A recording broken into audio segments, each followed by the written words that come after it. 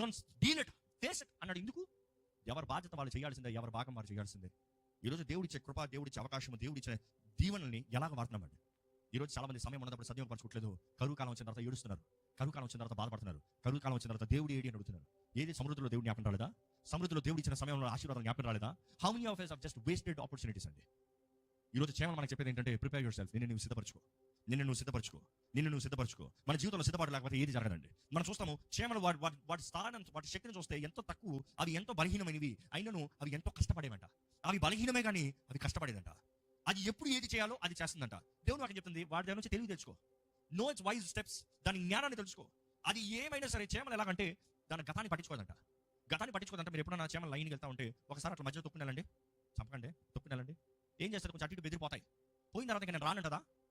Again it come back, మరలా వస్తాయి. అంటే ఇందాక తొక్కాడే పర్వాలే, ఇందాక తొక్కినా కూడా పర్వాలేదు, ఐ విల్ కమ్ అగైన్.